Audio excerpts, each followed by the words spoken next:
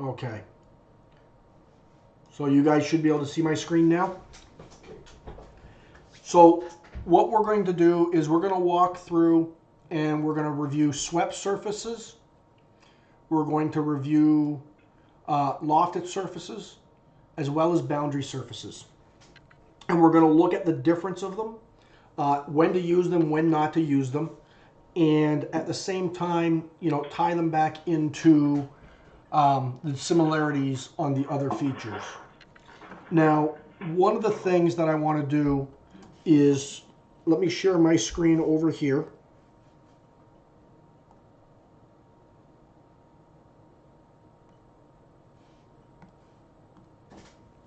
Okay, you guys can see my sketch tablet. So we've talked about surfacing and sketching, and we know that a surface by definition has your four sides on it. So what we've got is your sides are generated by curves and you have various control over them.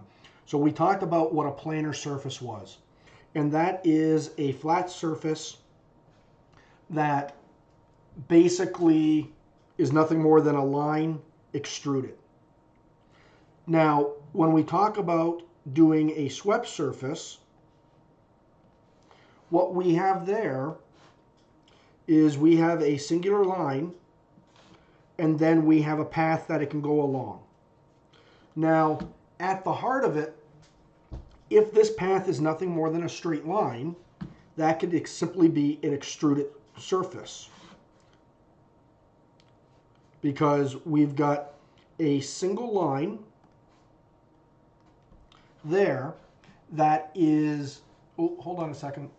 Here's how I can record this, I think. There we go. We've got a single line that is being extruded in a singular direction to create our surface. And there is no variation from front to end. What we have is we have control over this curve right here, which means that if we were to change this curve, the shape would change itself as well, and we would end up with still a extruded surface. So that is one of the most basic ones. Now, the more control or the more complex a shape, surface shape we want, means more control.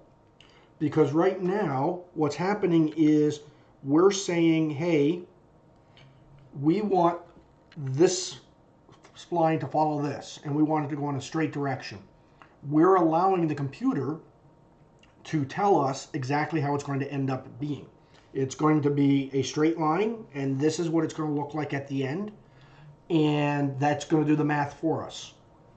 Now, we get what the computer tells us we're going to get.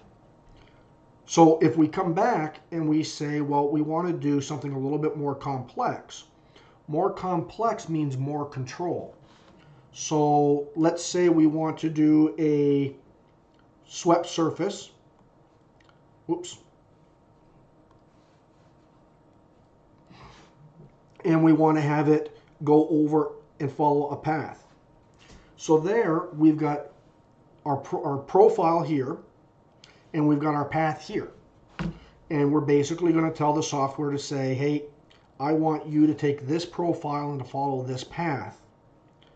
And what we're going to get is we're going to get a surface that follows this line and this line. So again, the software is going to say, whatever happens along here,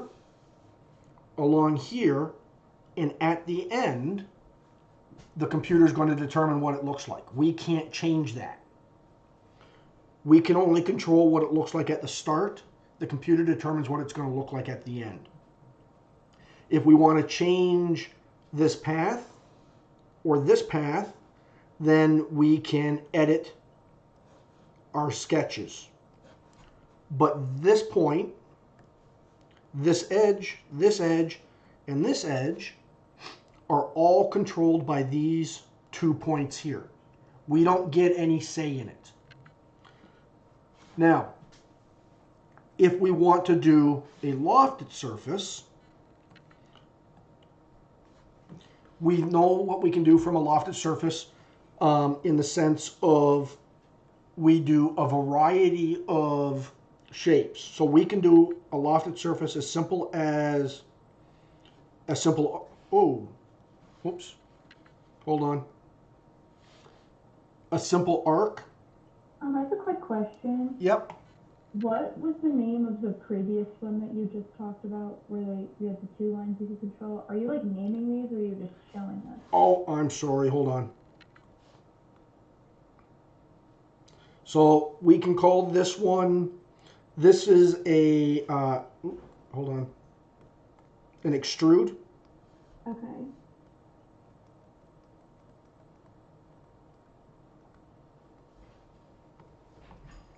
This is a swept.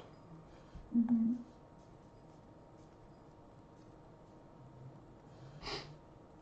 And now this is going to be a loft. And thank you. The loft,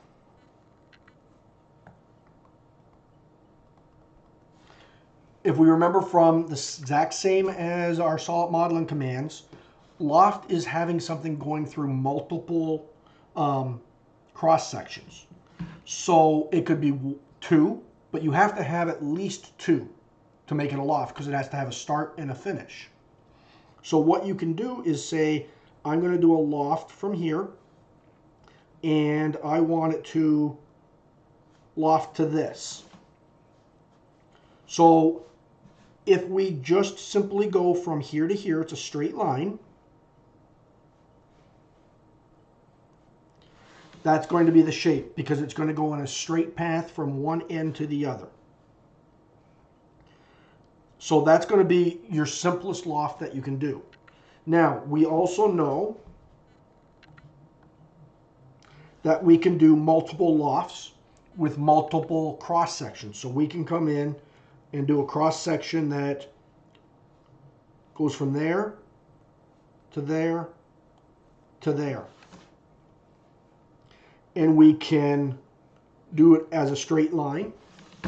And what's going to happen is it's going to form and bow as it goes. So section 1, 2, 3. Now, these are all open lofts. It's a single curve, so it's not like we were doing in solid modeling where it would be a closed section where you would loft it into that shape. And it would go from a circle to a rectangle to a circle, or sorry, a rectangle, circle, rectangle. This is using to create the overall organic form. Now, next, if you want to make it even more complex, because now we have control over the start, the end, and we have control over the middle. Back here, where we have control over the start and the end, whatever happens in the middle is a natural progression. The software is going to figure it out on its own, and it's going to say, hey, at this point here, it's going to look like 50% of this and 50% of this, because it's a transition. But now we've added more complexity to the surface, but we've also given it more control. We still have no control on the outside edges because it's just going to simply connect A, B, C. If this curve here was to stop here, then this edge would go to there. The only control we have is what these curves are doing. We do not have controls over those outside edges. Now,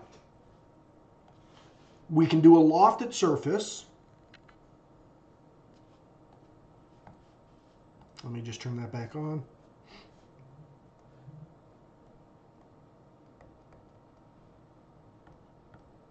We can do a lofted surface, and what we can do now is we can control it through sections and guide curves. So here, and for this I'm just going to use a start and a finish. We all know that we can add in multiple sections. But if I go from here to here, and we're going to go in a straight line, I can now say, well, hey, I don't want it to go from here to here in a straight line. I want to give it a guide curve on the edge, and I want it to go like that. Now, what that means is this curve here is going to follow this path in order to get to here. So along this edge, this point here is going to run along this path here, wherein this point is going to go straight to it, because we have no control over it. Now we can adjust this curve, and it's going to give us any other different shape. So we'll go loft with guide. Now the final one is we're going to do a lofted surface, and we're going to say we want to control from here to here,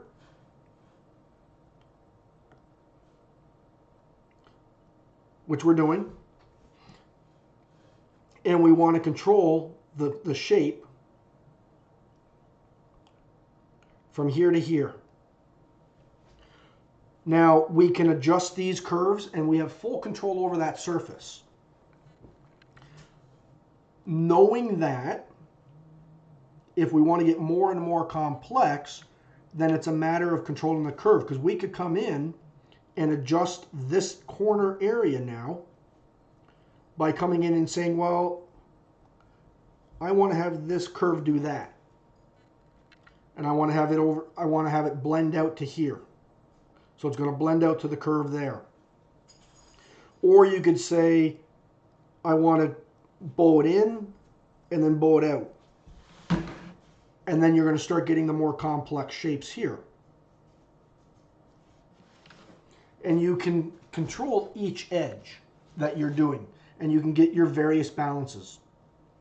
Now, whether or not you loft it from here to there, or whether you loft it from the bottom to the top, doesn't necessarily always matter when you're first building your first surfaces.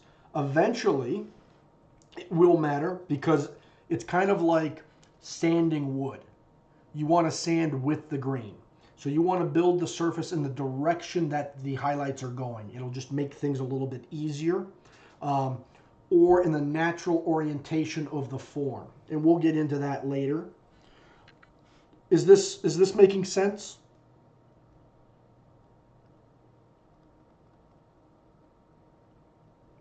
Yeah. Okay. That's one person. Anybody else? Yes. Okay. Now, in SolidWorks, we have a boundary surface, and we also have lofted surfaces. Now, this I'll demonstrate in SolidWorks, but the reality is, or I shouldn't say that, but the biggest difference between the two is really when we're using a boundary surface, we have more control over the boundaries, which means this is the boundary.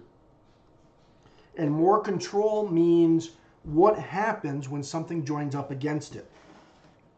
So we could do this as a lofted surface, and this is kind of a rule of thumb. Here's one lofted surface, and we'll call this A.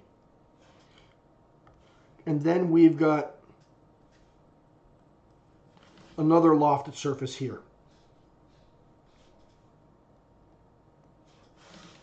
Now, a boundary surface is usually a surface that you create in between two boundaries. That is the whole point of it. So if we call this a boundary, I then want to create a surface that is going to go from there to there. I can do that with curves. I can do that with surface commands. I can do it with a variety of things. The biggest difference that you're going to see with a boundary surface command that I'll show you today is what kind of control you have right there at the two boundaries between surface 1 and surface A, surface B, and surface C.